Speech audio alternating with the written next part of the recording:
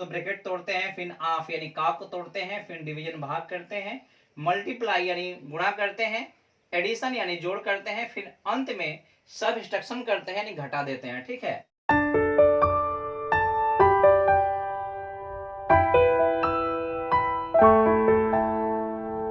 से छोटा रेखा कोष्ठक होती है, ये देख रहे हैं ऊपर आप, ये रेखा। हेलो गाइस, कैसे हैं आप? आज हम लोग ग्रुप डी के मैथ श्रृंखला को पढ़ रहे हैं, उसी में आगे पढ़ने वाले हैं। मैं राजीव कुमार आपका अपने YouTube channel Rajiv study centre में स्वागत करता हूं। तो आइए आज हम लोग शुरू करते हैं। और ये पेपर 1 का जो पिछले वर्ष हुआ था उसका अंतिम वीडियो होगा। इसके बाद हम लोग रीजनिंग और फिजिक्स पढ़ेंगे इसी प्रश्न पत्र का। तो आइए हम शुरू करते हैं। अभी के लिए पहला प्रश्न है जो कि बोर्ड मास के नियम से है, और ये प्रश्न बार बार आ रहे हैं तो इसलिए इंपॉर्टेंट भी बन जाते हैं। पहला प्रश्न दिया हुआ है, प्रश्न है in bracket 20 minus in bracket 25 minus 23 33 है ये,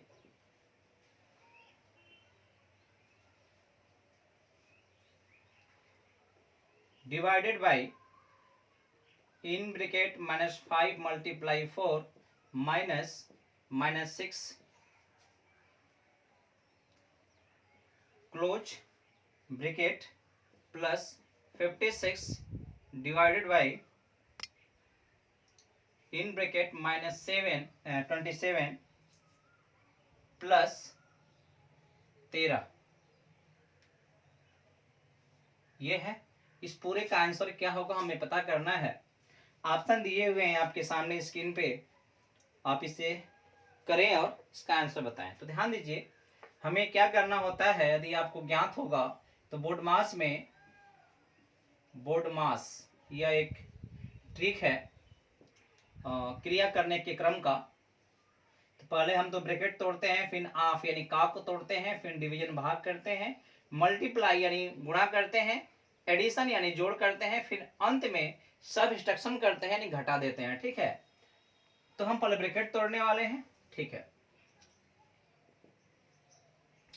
ये 20 को आप रहने देंगे, इस ब्रैकेट को तोड़ लीजिए पहले, माइनस जो इसका अंतर आएगा वो माइनस में आएगा, और कितना आएगा तो ऋण 8 आएगा। ठीक है, ये तो हो गया आपका।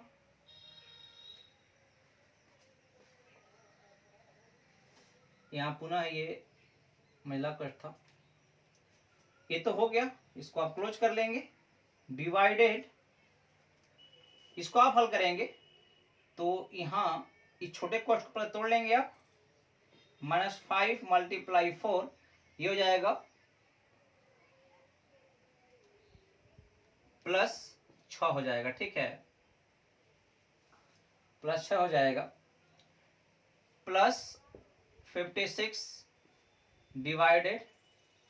अब इस कोष्ठ को आप तोड़ लीजिए, तो जब यहाँ पे हल होगा तो कितना वैल्यू आएगा, ऋण में आएगा, और ऋण में आने वाला है ये 14। ठीक है, इसे पुनः आप हल करेंगे, 20 ये हो जाएगा +8। ठीक है, डिवीजन। अब इस कोष्ठ को तो हमें हल करने के लिए इस कोष्ठ में क्रियाओं करना होगा, तो हमें क्या करना है भाई, पहले मल्टीप्लाई करना होता है जहां धन हो उसके लिए। तो ये हो जाएगा -20 हो जाएगा और धन 6 हो जाएगा। ठीक है, यहां से बात करेंगे आप तो 14 से भाग करेंगे, 14 से आप भाग करेंगे तो ये धन नहीं बल्कि ऋण में आएगा और 4 बार आएगा। ठीक है ना, 14 चौको 56 हो जाएगा वहां से। अब इसको हल करते हैं, इस कोष्ठ को तोड़ेंगे आप तो ये 28 हो जाएगा, फिर यहाँ पे भाग है, इस कोष्ठ को तोड़ेंगे तो ऋण में आएगा, ऋण में क्या आने वाला है तो ऋण में 14 आएगा। ठीक है, और बाहर क्या है पहले से, तो बाहर जो है ऋण 4 पड़ा हुआ है। पुनः इसको आप देखेंगे तो इस क्रिया में पहले भाग किया जाएगा, ठीक ना, इसका इसमें हम भाग करेंगे क्योंकि भाग है तब घटाना है। 14 दूना 28 हो जाएगा, वो भी ऋण में हो जाएगा। और यहाँ पहले से क्या है तो ऋण 4 है। कितना हो गया, अब क्रिया कर सकते हैं क्योंकि हमें केवल ऋण दिखाई दे रहा है, तो हम काम कर लेंगे, दोनों चिन्ह सेम है, इसे जोड़ देंगे, ऋण 6 आएगा। और ये आपका आंसर है। ऑप्शन में देखिए, ऑप्शन में कौन सही होना चाहिए, तो ऑप्शन में आपका डी सही होना चाहिए। D is right, correct. ठीक है, तो इन सब सवालों में आप ज्यादा ज्यादा अभ्यास कर लेंगे तो गलतियां होने का चांस घट जाती है, इसलिए आप इसे जरूर अभ्यास करें। प्रश्न 2 आपके सामने स्क्रीन पर है। प्रश्न में कह रहा है प्रश्नवाचक के स्थान पर परिणाम प्राप्त करने के लिए गणितीय चिन्हों को प्रविष्ट करें। मतलब कहने का यह है, प्रश्न दिया हुआ है 10 क्वेश्चन मार्क पुनः 10 क्वेश्चन मार्क 25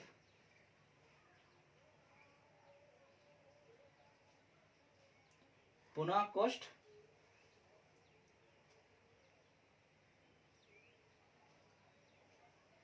क्वेश्चन मार्क 10, ऐसा प्रश्न दिया हुआ है। ठीक है,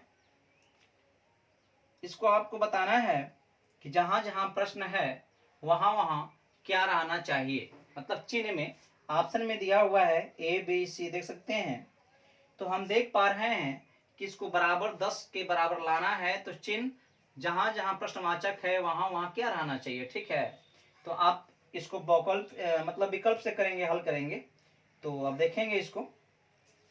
अगर हम सी वाले को करते हैं तो ध्यान दीजिए, अगर यहाँ ऋण करेंगे, ठीक है, शून्य हो जाएगा पूरा पूरा। ठीक है, जब शून्य हो जाएगा और फिर यहाँ पे गुणा करेंगे, शून्य गुणे 25, पूरा 25 शून्य हो जाएगी। और फिर जब यहाँ करेंगे हम धन, तो शून्य धन 10 10 ही ना आएगा। इसका मतलब ये है कि ऑप्शन को देखा जाए, जो सी वाला ऑप्शन है उस ऑप्शन में दिया हुआ है ऋण, गुणा और प्लस। मतलब पहले क्वेश्चन मार्क पे स्थान पर ऋण रखना है, ऐसा बोल रहा है वो। सेकेंड क्वेश्चन मार्क पर गुणा रखना है और थर्ड क्वेश्चन मार्क पर धन रखना है। ऐसा करके क्या 10 आ रहा है, तो हमने अभी देखा कि हाँ आ रहा है, तो फिर कौन सही है, सी वाला ऑप्शन सही है। ठीक है ना, तो आइए नेक्स्ट प्रश्न को पढ़ते हैं। वो प्रश्न छूट संबंधी है, आपके सामने स्क्रीन पर है। शॉपिंग मॉल में P% छूट देने के बाद रुपया 2990 में एक हैंडबैग बेचा गया था। यदि हैंडबैग की चिन्हित कीमत मतलब अंकित मूल्य 4600 थी तो P का मूल्य ज्ञात करें। ऑप्शन में 65, 72, 35, 40 दिया हुआ है, कितना रहना चाहिए। तो देखिए, पहले मैंने इसको टिक से कर रहा हूं और उसके बाद बेसिक से भी कर देंगे हम लोग। ठीक है, तो देखते हैं, जो इसका विक्रय मूल्य हुआ, जो इसका विक्रय मूल्य जितना बेचा गया वो 2990 रुपया है। और जो इसका अंकित मूल्य था, ठीक है, जो अंकित मूल्य था वो जो यहाँ पे है 4600 है। ठीक है, अगर देखा जाए तो जो इसमें अंतर आ रहा है, कितने का अंतर है, जब करेंगे तो 0 वहां पे अंतर आएगा, और जब इसमें से ये घटाएंगे आप तो यहाँ से 1 आ जाएगा, और यहाँ पे 5 बचेगा, यहाँ 6 आएगा, और यहाँ पे 3 1 इतना बचेगा, इतना हो जाएगा 1610। मतलब अंकित मूल्य पर ही हमको छूट मिलती है, अंकित मूल्य पर ही छूट दी जाती है। ठीक है, तो इतना अंकित मूल्य था और इतना जो है छूट हो गया ना, क्योंकि इतना विक्रय मूल्य हुआ, इतना हमको देना पड़ा, तो छूट कितना हुआ, यही नहीं छूट हुआ भाई। देखिए आप, ये छूट हो गया। ठीक है, जो छूट है वो P% है, मतलब 100 रुपया पर P रुपया छूट है। अगर अंकित मूल्य 100 रुपया होता तो हमें छूट कितना मिलता, P मिलता। यहाँ तो अंकित मूल्य जो है 8600 रुपया है, जबकि इसका मतलब होता है कि जब अंकित मूल्य 100 रुपया हो तो उस पर P रुपया छूट है। तो ये अंकित मूल्य 8600 है, अर्थात जब ये 100 होता तो जब 100 होता तो कब होता भाई, जब क्या करना पड़ेगा इसमें हमको 1/46 से गुणा करना पड़ेगा। तो 46 से जब भाग होगा तो 100 यहाँ से आ जाएगा, इतना मिल जाएगा हमको। तो वैसे ही जो हमारा छूट है वो भी क्या होगा, जो छूट हमारा है वो भी 1610 नहीं होगा, कितना गुना हो जाएगा, 1/46 गुना हो जाएगा। ठीक ना, ध्यान दीजिएगा, ये ट्रिक है और बड़ा आसान भी है अभ्यास करने के बाद। करा दीजिए इसको, 2 8 16 और 2 5 10 हो जाएगा, हो जाएगा 23। ठीक है, आप देख सकते हैं ये 3 बार कटेगा यहां से, तो 23 क्या हो जाएगा 69, 69 से वहां पे 115 बचेगा, कटाएंगे तो जाएगा 5 बार। ठीक है, 35 आ गया। मतलब कहने का हमारा ये है कि जब क्या होता, जब अंकित मूल्य 100 होता तो उस समय कितना में छूट मिलता, 35। और तो इसका मतलब यही ना हो गया 35%, 100 रुपया पर 35 रुपया हमें क्या मिलता, छूट मिलता। तो पी का कितना मान आ गया, 35 मान आ गया। ये आपका आंसर है। इसका ऑप्शन कौन सही हो रहा है, तो ऑप्शन सी सही हो रहा है। ठीक है, देखते हैं इसको बेसिक से कैसे लगाते हैं आप। तो ध्यान दीजिएगा, छूट क्या होता है, तो जो अंकित मूल्य है उसमें से जो विक्रय मूल्य घटाने के बाद जो बचता है वही होता है। ठीक है, चलिए, छूट बराबर होता है अंकित मूल्य गुणे पी बटा में 100।